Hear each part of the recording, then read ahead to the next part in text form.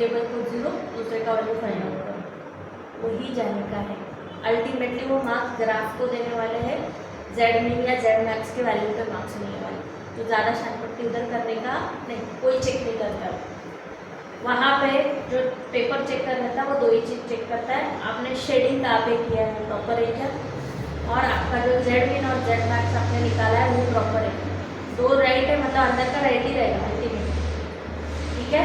तो और वो जो ग्राफ बनाओगे ना पूरा एक पेज पे एक ग्राफ, इतना भी नहीं करना, ठीक है। 50% पेज ऑक्यूपाई करो, अच्छे से ग्राफ बनाओ, बहुत छोटा भी नहीं बहुत बड़ा भी नहीं, ठीक है।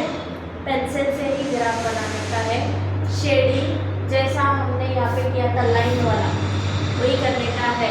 वहाँ पे वो अगेन गलती दिखाने की नहीं, ठीक है। नेक्स्ट चैप्टर है इंडेक्स नंबर। इंडेक्स नंबर में आपको किस चीज़ का रिवीजन करना है, फॉर्मूलाज। 0 किसके लिए यूज होता है और 1 राइट। तो P0 क्या रहता है, बेस ईयर का प्राइस, P1 करंट ईयर का प्राइस, Q0 बेस ईयर का क्वांटिटी, Q1 करंट ईयर का क्वांटिटी। बराबर। इतने चीज़ अपने को पता है, तो खाली क्या चाहिए अपने को, फॉर्मूला। पहला कौन आता है, दूसरा, तीसरा टीचर, फिर फिशर, फिर मार्शल, ठीक है। नाउ लास्ट पेज में किसको लेता है वो, P0 को लेता है, क्वांटिटी पर Q0 को लेता है, पास्चे Q1 को लेता है, ठीक है। फिशर क्या करता है, दोनों का एवरेज निकालता है, राइट। फिर फिशर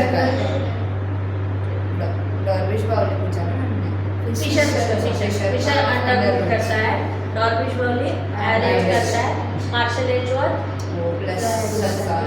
सबका प्लस, और वॉल्श का फॉर्मूला अलग है जो इनके साथ कनेक्टेड नहीं, राइट। सो ये चीज़ का आपको खाली रिवीजन करना है, वैल्यू पुट करके तो अपने को आता है, ठीक है। और वो रियल इनकम का जो सब था ना वो उतना ही है इंडेक्स नंबर में, वो हो जाएगा। उसके बाद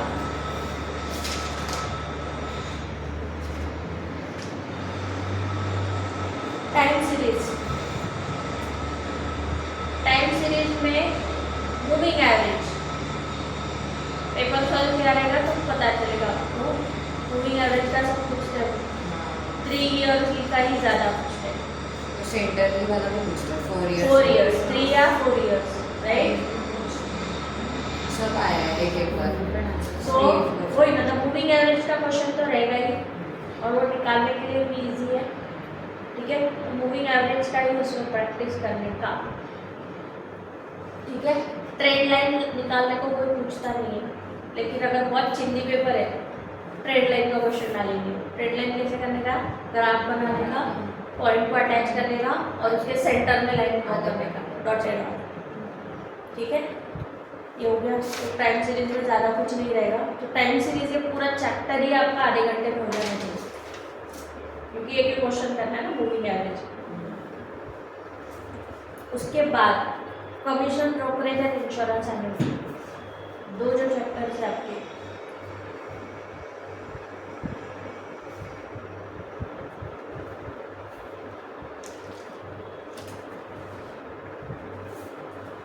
एन्युटी का कम पूछता है, इंश्योरेंस का ही ज़्यादा आता है मुझे।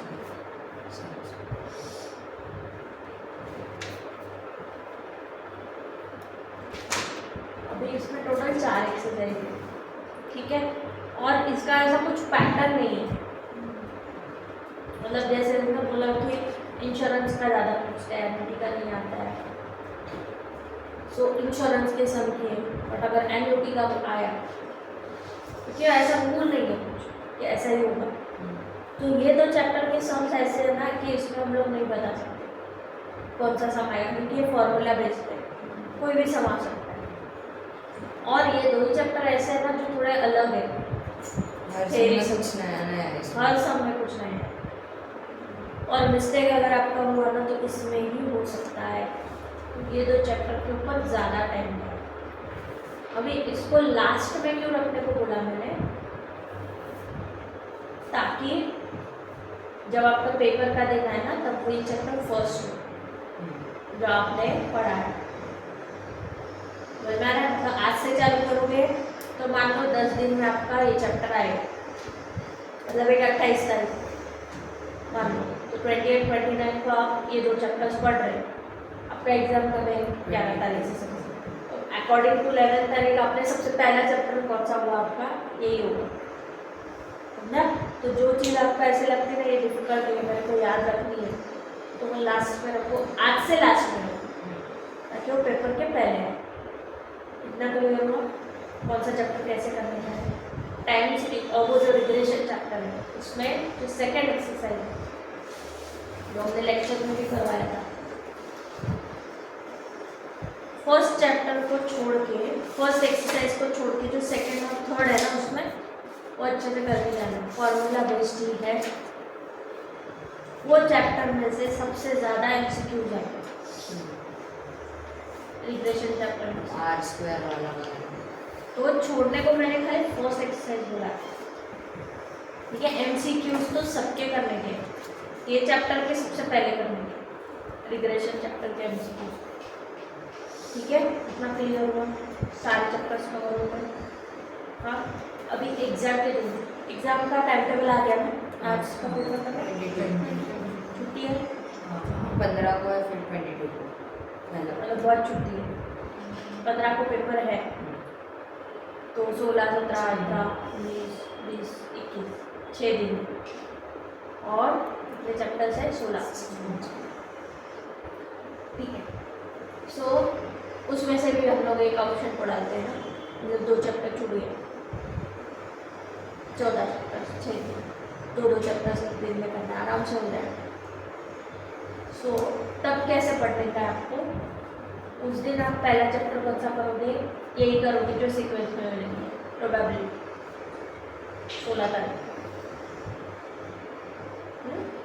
17 तारीख को जो दूसरा चैप्टर दिया हो, या फिर एक दिन में 2 या 3 चैप्टर आपको करना है तो वैसे, तो तभी भी जब आप करोगे तो 20 तारीख के आसपास आपका ये पहले 2 चैप्टर्स आएंगे, तो वो आपको याद है।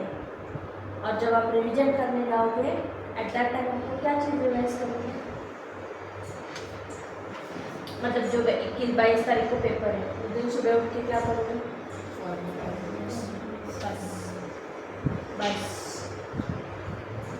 ये रूल बना लो, जिस दिन पेपर है उस दिन मैं एक भी सम या एक भी क्वेश्चन आंसर नहीं करने वाली। सारे सब्जेक्ट के जो गोल्डन रूल्स होते हैं ना वही मैं करने वाली, क्योंकि उसके बीच में फिर जब छुट्टी है ना तब ये पढ़ने का है, और जो चीज़ नहीं आ रहा है वो अभी ये 15 दिन में करने का है, समझा।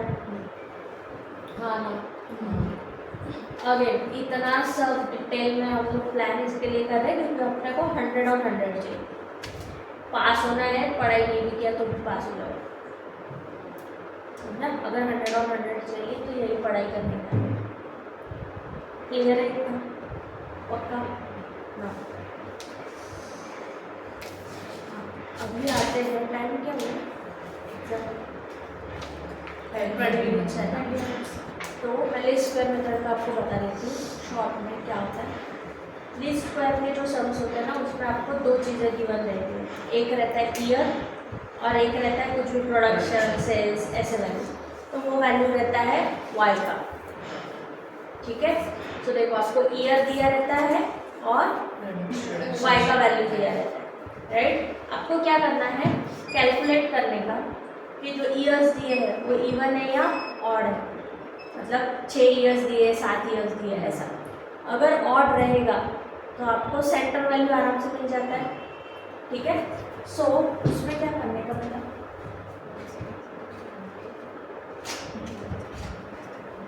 देखो ईयर आपको गिवन है, वाई का आंसर इधर देखो ईयर दिया है आपको और वाई का वैल्यू दिया है, ठीक है। सो ईयर सपोज ऐसे 1990 91 92 93 94 95